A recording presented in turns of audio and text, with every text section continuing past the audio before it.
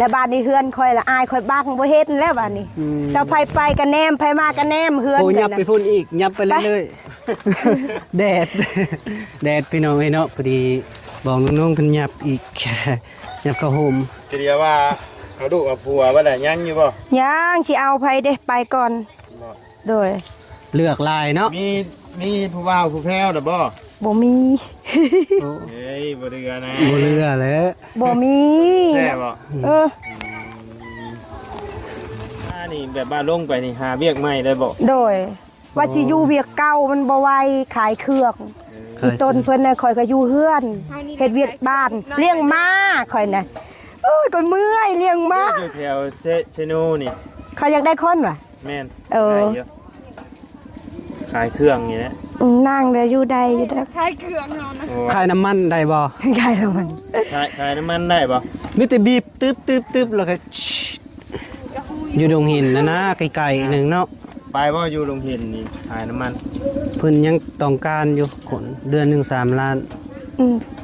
มันสิยัง4 โมงก็ปิดเด้บ่อยากขายน้ำมันเดี๋ยว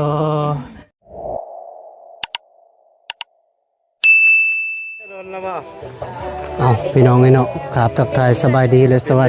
ดีช่วงบรรยากาศบ่ายพี่น้องเนาะพอดีบ่าวแก้วก็มากับบ่าวไล่2 คนพี่น้องเนาะบ่าวไล่พามาอยู่ซิโปนพี่น้องเนาะบ้านยังอันนี้สบาย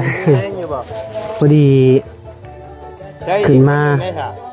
บ่าวแก้วก็ยังบ่ทันฮู้จากอีนุ่ยนี่ดอกอันนี้ก็มาครั้งแรกในชีวิตเลยพี่น้องเนาะสีมาจากบ่าวแก้วยังบ่ฮู้ว่าเพื่อนของผู้ใดเนาะพี่น้องเนาะ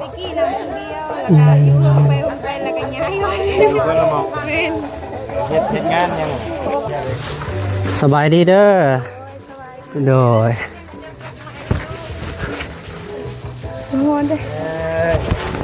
เฮ็ดหยังคืออันเปิดตู้บึมๆอยู่โอ้ยก็จะกินเบียร์นั่นแหละกินเบียร์บ่ได้ฉลองยังอันระบาวข่อยมาส่งแม่ข่อยเด้อ๋อเอาแม่มาส่งมาแต่บ้านเมืองนึงแขกมาแล้วจ้ะแขกมาก็ได้ฉลองเลยตอนรับเพิ่นแม่เด้อมื้อใดสิลงบัดนี้มื้ออื่นนี่โอ้ยบ่ไหวว่าแท้บัดโอ้ลงไวแท้เนาะจะมาทันเนาะเฮาก็เบิ่งก่อนไปเบอร์2บ่ข่อยยังบ่ทันได้ไปจะยังบ่ทันไปลงคนละเทื่อเพิ่นอยากไปก่อนแต่เพิ่นไปก่อนไปเฮ็ดงานบ่เดียวบ่ตะกี้ก็อยู่มองเดียวยับมาหากันสิยับมาพี่จ้ะโอ้ยโดยย่านบ่ย่านเพิ่งบ่ได้พายก็อ้าวใช่เห็นอยู่นะเป็นอยู่ไสกระดกกระแดกอยู่เลยกระดกกระแดกอยู่ไสหนีบอยู่ไสเฮ้ยหัวหยุ่งหัวยองอยู่ในคลิปทางนี้นี่มาสิไว้เบิ่งอยู่ไหนข่อยก็เป็น FC ชูเจ้าอยู่แม่นว่ะแม่นว่ะเอาพี่ยังเนาะก็เป็น FC เราได้คนมาเต็มอยู่นำกันเป็น FC มันบ่อยู่บ่มีเวลาลิ้นก็บางเทื่อว่างๆแล้วพากันลิ้นนะไปขายเครื่องมีผู้ติดตามไลน์เด้อบ่จากมื้อแล้วลงมาพี่ได้ละเดือน1เลยชูเจ้าช่างเฟซบ่ปัจจุบันลิ้น TikTok ซื้อตั้ง TikTok ซื้อเรา TikTok ลงจะเรียกว่าช่างเฟซช่างเฟซที่มันจังมีรายได้เฮ็ดบ่เป็นนะเฮ็ดบ่เป็นน้องนางเฮ็ดเป็นอยู่ดอกบ่ได้บ่ได้บ่มีคนติดตามอ้าวไผสิมีเนาะบ่มีคนสิกดเนาะเจ้าก็ต้องสร้างทำอิฐก็บ่ได้แล้วดนๆไปเข้าก็ติดตามให้สิฝากให้ฝากให้จ้างบ่เป็นเนาะให้ FC เพิ่นติดตามให้แดดได้อยู่ข้างในบ่ไปใหญ่แล้วเพื่อนผู้ใดอันนี้ เพื่อนเซานางน้องนางนี้โดยเด้เรากบไม้เด้เราให้สิเฮ็ดเฮือนใหม่บ่น่ะโดยดังไหนดังนั่นบ่โดยพุ่นหลังตัวนั้นแหละเราตั้งเสานะบ่แม่นนะเฮือนอายเด้แคมทางหั่นแหละไปพุ่นละจอดนู่นเลยโดยดินตัวละดุดหั่นเด้ อันตัว อยู่ เทิ เทิ ง ก บ่ โดย อืม และบ้านนี้เฮือนคอยละอายคอยบังบ่เฮ็ดแล้วบ้านนี้ อืม เจ้าไผไปกันแนมไผมากันแนมเฮือน โอ้ยับ กัน ไป น่ะ พุ่นอีกยับไปเรื่อยๆ แดดแดดพี่น้องเนาะพอดีบอกน้องๆเพิ่นยับอีก ยับเข้าโฮม ทีเดียวว่าเอาลูกเอาผัวว่าได้ยังอยู่บ่ ยังสิเอาไผเด้ไปก่อน โดย เลือกลายเนาะ มีผู้ว่าวผู้แพ้วเด้อบ่ บ่มี โอ้ เฮ้ยบ่เดือนะ บ่เลือแล้ว บ่มี แท้บ่ เออ เห็นอยู่เพิ่นลง TikTok อีหยังก็เห็นอยู่ ไปก็ว่าสิอันอยากได้เฮือนครัวยังบ่ได้ เงินครัว เงินบ่มี มารอบนี้ได้ยังมารอบ บ่ได้หยังก็ว่าสิอยากได้เซาหั่นแหละเงินยังบ่พออ คิ ยู่ ดสิเฮ็ดเฮือนอีกบ่ โดยเฮ็ดเฮือนครัวเด้ต่อมานี่บ่ได้เฮ็ดหลายเฮ็ดจังห้องหนึงหั่นนะ อืม โอ้อันที่ตั้งเฮือนนี่เป็นเงินเจ้าไปหามาบ่นี่นะ เงินในเฮือนนี่ก็เงินละแน่ก็บ่หลายเอามานะ หลายคนออกค่ะ ตั้งแต่มานี่มีได้มีไผในเขาเลย บ่มีไผเขานะเต็มเดือนเลยโดยบ่ได้มีไผ ฝ เขา นตกบ่ ก็ เพิ่น เห็นอยู่ ข้ามา ข้างน้องเพิ่นลงสตอรี่ก็เลยทักหามาบ้านนะบ่เพิ่นว่ามาแล้วว่าสิเข้ามาหาแล้วก็บ่ได้เข้ามา มาแต่วันที่นั้นเนาะนาง ตอนเขาไปลินน้ำอยู่ครัวนะเห็น เห็นลุงเฮิมเห็นเมิดเบาบุญเฮ็ดได้กระเจ้าอยู่หัน คือบ่เข้าไปทักเพิ่นนะ มาทักอยู่เราเมื่อแล้วบ๊ายบายอยู่ลุงเฮิมนะ เออ ตอนเห็นเราเมื่อแหละบ้านี้ชุมข่อยนั่งในตังนั่นแหละเราบ่เฮ็ดเบาหยังก็เบาบุญบ่ โดย บ่บุญบ้านป้านี่แหละ ขี่รถเมื่อเว้นอายว่าเขารถขี่รถกับลุงเฮิมเนาะ บ่แม่นเบาหยังก็นั่นเด้เบายาวบ่แม่นโอ้ย บ่บุญบันตา บ่เพิ่ง แม่นโดยแม่นแหละ บ่เพิ่ง ข่อยเห็นแล้วก็สบายดีแล้วก็บ๊ายบายอ้าวว่ะ อยู่เทิง แล้วยิ้มแซ่นอ้าว ขึ้น ว่ะ มาเนาะบ่าวเพิ่งครับ เพิ่ง ขึ้นมากับบ่าวอิหยังกับบ่าวตูน นับ โดยแม่นแล้วเบาตูนหั่น กับ แหละ บ่าวตูนสอง กินเด้อ โอ้ จะเอาหมดเลย เอาทางกระแจเลย โอ้กระเจบ่ได้เลย มื้อนี่ลงติลงสวรรค์บ่ แจ็ค เลย น้ำลา เฮ็ด ว เวียกอยู่ไส น้ำลาวบางเทื่อก็บ่ได้ไปหาเวียกก่อนเวียกเอาดิกน้อยแล้วมันยาก มานี่แบบว่าลงไปนี่หาเวียกใหม่ได้บ่ โดย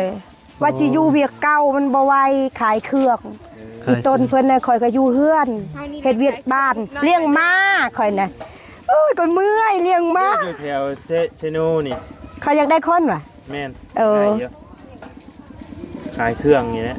นั่งเด้อยู่ได้อยู่ได้ คล้ายเครื่องเฮานะ โอ้ ขายน้ำมันได้บ่ ขายแล้วมัน ขายน้ำมันได้บ่ มีแต่บีบตึ๊บแล้วก็ ก็ฮู้ อยู่ดงหินนะไกลๆหนึงเนาะ ไปบ่อยู่โรงเรียนนี่ขายน้ำมัน เพิ่นยังต้องการอยู่คนเดือนหนึง3 ล้าน อืม มันสิเนี่ยยัง4โมงก็ปิดเด้หืมบ่อยากขายน้ำมัน เดี๋ยวเพิ่นอยากไปหาเงินแบบง่าย ถนัดงานแบบใด ก็ก็คล้ายเครื่องก็ได้คล้ายเครื่องไป ๆกินนี่เพิ่นบ่อยากขายเครื่อง ได้ขายเครื่องก็ ว่า ได้ นี่ก็ลงไปส่งหลานอยู่เชโนอยู่เพิ่นลงไปเฮ็ดเวียก อืม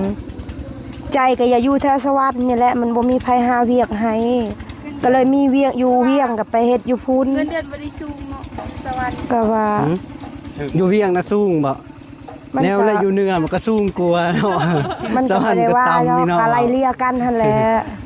มันขึ้นอยู่กับเวียกทำงาน โดยแม่นคันบ่3ล้านนี่เวียกมันนักหน่อยนึง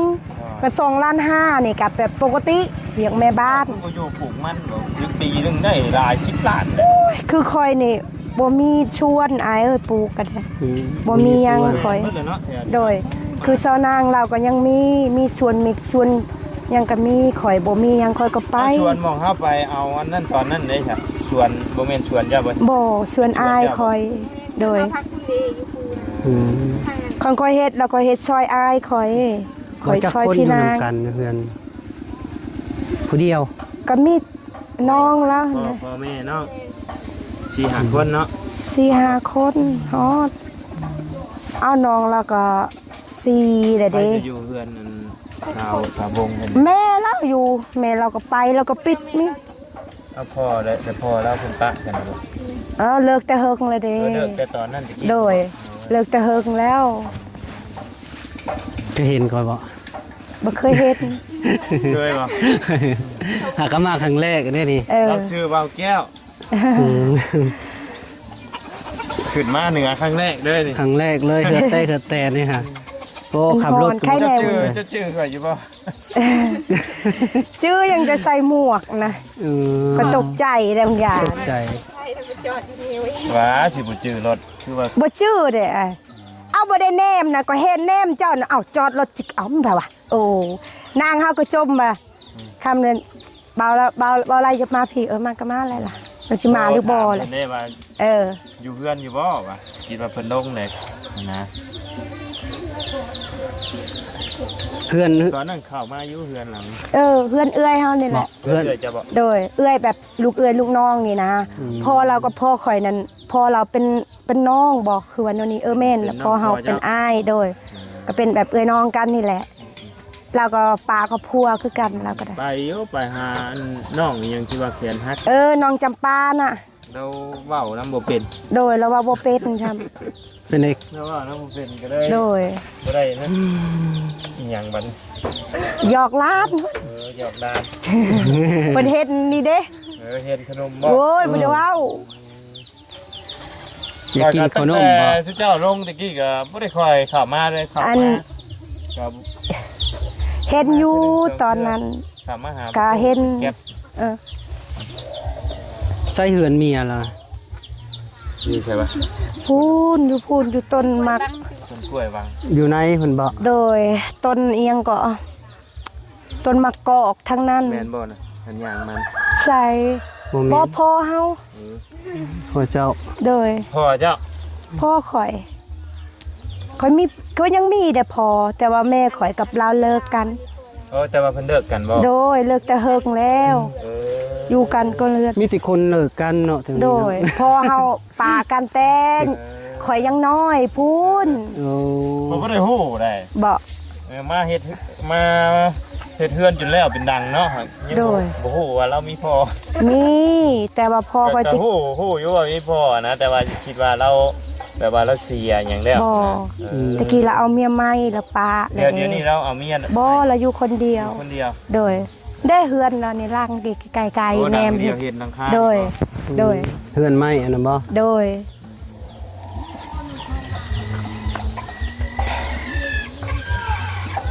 บ่ได้อยู่นำกันแน่ บ้านแบบ แม่ เนินภูเนาะ อืม เป็นเนินเป็นเนิน เข้ามาแต่ช่วงประตูเพิ่นได้ลูกใหม่ๆนั่นแหละ โดย เข้ามาแล้วก็ เขียนแต่บ่าวลาวบ่าวลาวเข้ามาอยู่ตลอดบ่ โดย ช่วงหนึงหั่นนะแต่ว่าเดือนนี้ยังบ่ทันได้เห็นไผได้น้องล่ะน้องนางน้องนู่ได้หัน น้องนุ่ง โดย อันนั้น ใช่ ลูก นางน้อย มาแต่เฮียนบ่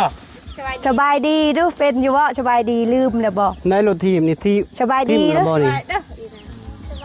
เลย ชินก็ได้ เคเลยครั เออ น่ะคือเดียวเลย สิเด้อเฮียนเนาะ โดยว่ะยังบ่ ลูกชาวเราเลยนะนี่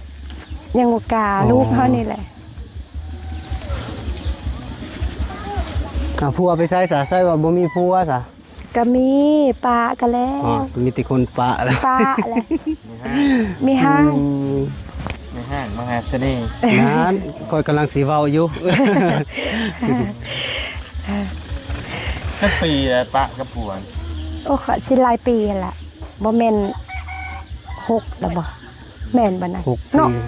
เนาะ อีนาง2 ปีแต่เว้ายังบ่เป็นปานใดตอนนี้ ก็เว้า มาตอนนั้นเบ้ายังเป็นแต่ เออ ช่วง กะ เพิ่นเบ้าน้ำเดียวเบ้าเริ่มเบ้าน้ำได้เดี๋ยวนี้ โดย เริ่มบ่ย่านนะ เลย มาตะกี้โอ้ยถามไม่ชื่อกันยังให้ เด้อ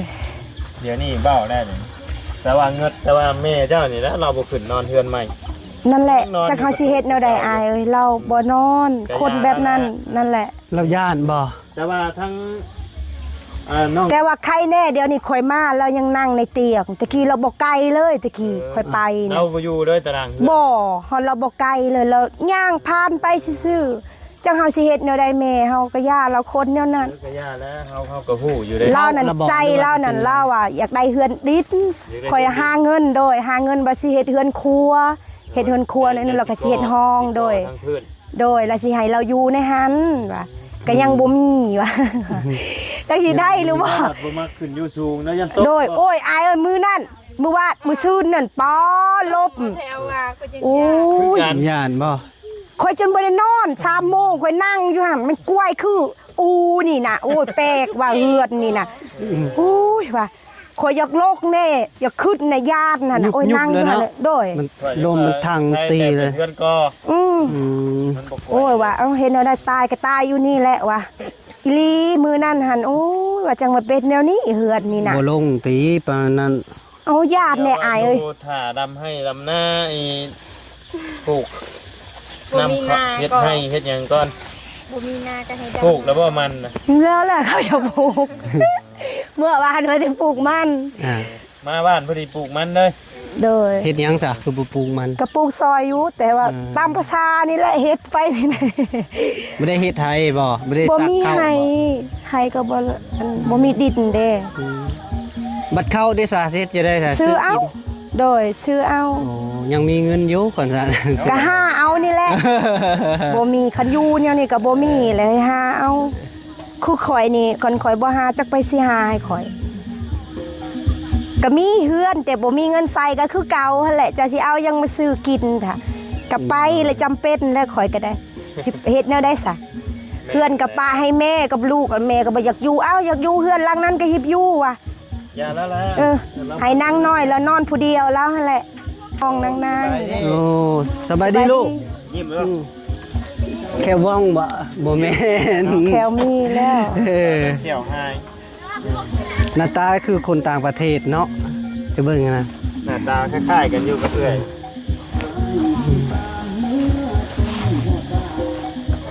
สมมุติว่าไปเฮ็ดงานนี่จักเดือนจึงลงมาหรือว่าไปเป็นปีบ่ ครบรอบสงกรานต์เนาะ เออ ผมรอบสงกรานต์น่ะลงมา โดย แล้วขึ้นไหม โดยอยู่บ้านก็จักสิหาเงินอยู่ใส่กับไป เอาแนะนำอยู่ดงเห็นมีอยู่ก็ไปหาเลย ก็โอเคเลยอยู่ตรง กดซื่อๆตึ๊ดๆแล้วก็ปล่อยชีดแล้วก็แล้ว มันสิเป็นหยังอันเฮาฮู้เพิ่นก็สอนเลยเด้ แม่ บ่แม่นว่าเฮาไปทันเฮ็ดแต่เฮ็ดเลยเนาะ เพิ่นก็สอนมื้อหนึ่งสองมื้อ เขาก็มีคนสอนแหละ อยู่นั่นแหละ ก็อยู่นำจุอันนั้นเด้คนงานนำกันนั่นแหละ คิวร่างกายอ่อนแอคนบักใหญ่ร่างกายอ่อนแอย อ บ้าม น เลย ไหน สิ นะเฮ็ดเนี่ยไปปบอีหยังอยู่หัน ก็ยาเพิ่นล่ะ มาอยู่น้ำหมู่พี่แล้วอะ เฮียนห้องใดล่ะ โอเค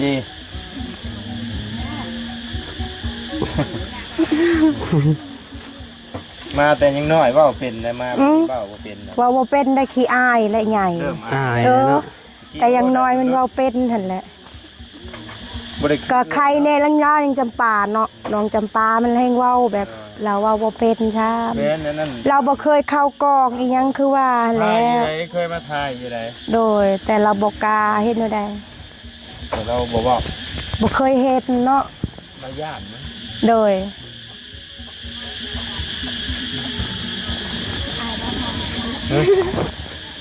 ก่อนนะมันแบบ โอ้บ่ให้ฮ้อนจังได้เบิ่งแน่เพิ่นใส่เสื้อน่ะตายเลยจริง อบพริวบ่ แล้วก็คิว คนเป็นคนเหื่อยอยู่แล้วเอา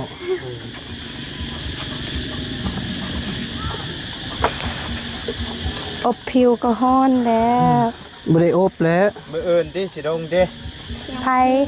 ข่อยบ่ได้โลก ยังบ่ฮู้อยู่ มื้ออื่นแต่ว่ายังบ่ฮู้ งงเยอะเนาะ เลย งงเลย สิลงมื้ออื่นแต่ว่ายังบ่ฮู้ เพิ่นลงแต่มื้อใดซะ แล้วปีใหม่เด้ วันที่20แล้วลงเนาะ โอ้ลงเต็มที่เช้าพุ่นโอ้ เราวันอยู่หมองเก่า เรา เด้ ลงไปอยู่หม่องเก่า โดย ก็ ซุ พ ม อดี ค่อย ได้ให้เราหางานให้เราลงก่อน ก็อึดยังงาน อันซุมคอยก็เจ้าของเฮือนน่ะให้มาคือเก่าแต่ว่าบ่อยากมาละ เจ้าครับไอ้น้องนางนี่เฮ็ดอยู่หม่องเดียวกัน มองเดียว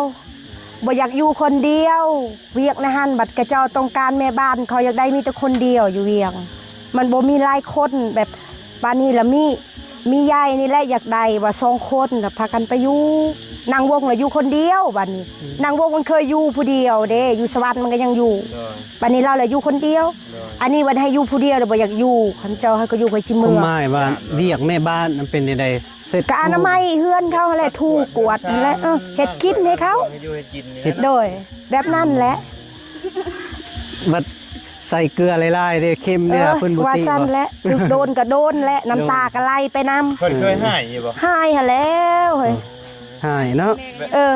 แบบเฮาเฮ็ดกินบ่แซ่บก็ให้บ่ โดยเฮ็ดกินพิษก็บ่แม่นหายแต่ว่าก็เจ้าบอกหั่นเด้ เขา เขา เฮ็ดบ่ถูกใจเขาเจ้าก็บอกในนี้มันจางหรือมันเค็มเขาก็บอก ซิมก่อนเวลาแต่งกินค่อยก็เคยแต่งกินอยู่ซิม เจ้าชี้อยู่ เฮา มันบ่ถูกปากเนาะ เพิ่นแบบมันบ่แซ่บ อ๋อ เนาะ เนาะมันก็บ่คือกันตัว อืม หลายคนมักบ่คือกันพี่น้อง ไปอยู่ คัน ค ก็ น เจ้า เสา บอก ร์นึง เฮ็ด อะไร กินแนวหนึงเฮาไปเฮ็ดแนวหนึงก็บ่ถูกใจก็ถูกโดนนั่นแหละ เลยเลย เฮ็ดแนวได้สาให้ไปอยู่นำเขาแล้วเนาะเขาก็ต้องอด แม่ ทน สิลงป้าอีกแล้วสิให้แม่ลงอยู่บ่ฮะ โดย เด้ที่ นั่น สูง น่ะ ซะแม่แล้วเด้นี่ เจ้าบ่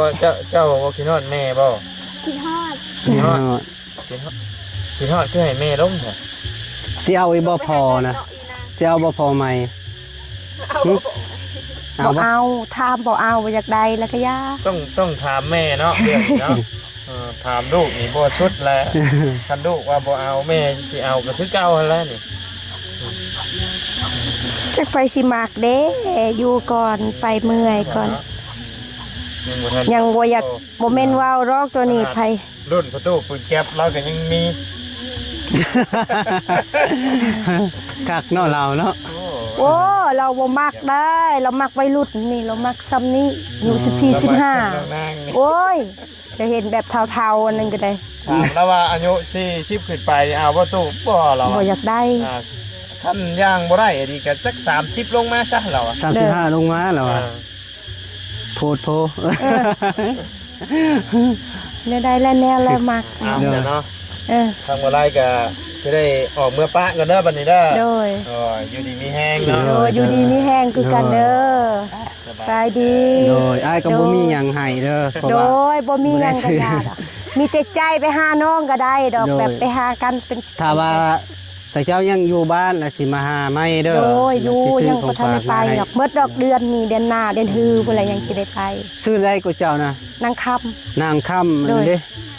นางมีแต่นางกับนางเนาะเลย ก็เห็นอายลงพากันอยู่ใส่ เด้อ อยู่นางลุงเฮิมบ่อยู่ใส่ห้องแถวอยู่ใส่ บ้านดง ไกลบ่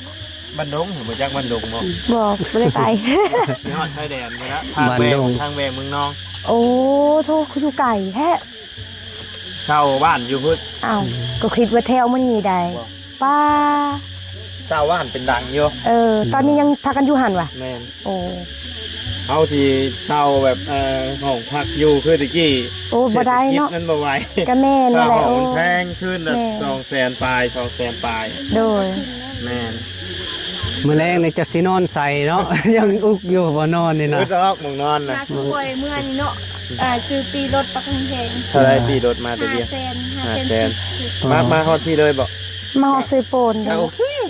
ก็ ตะ ส้ม กี้ก็300,000นึงเนาะ เอา เบิด มัน เงินเดือนเดือนห ขึ้น นึง ตาม เนาะ ละมันเนาะ ก็โอเคเขาว่าคันจำนะ เด้อมีแต่ว่าจังซั่นน่ะเด้อถ้าสิกลับก่อน โดย พอสิไปพุ่นอีกเดินทางไปก็ไกล โดย ยังโดยยังบ่ฮู้ว่า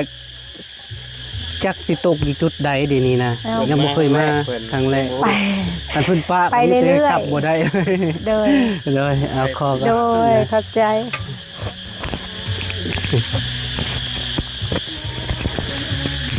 กินข้าวก่อน เอาพ่อแม่พี่น้องเนาะพอดีเบาไล่พามาเนาะพามาหาน้องคำแล้วก็น้องนางพี่น้องเนาะก็คุยเรื่องเพิ่นไปเฮ็ดเวียกเฮ็ดงานนี่แหละพี่น้องเนาะเล็กๆน้อยๆเนาะแล้วก็ทางคลิปนี้เบาแก้วก็ขออำลาก่อนเด้อพ่อแม่พี่น้อง FC เบิดสุขูสู่คนอายุมันคนยืนตลอดปีตลอดไปโดยบ๊ายบายเด้อ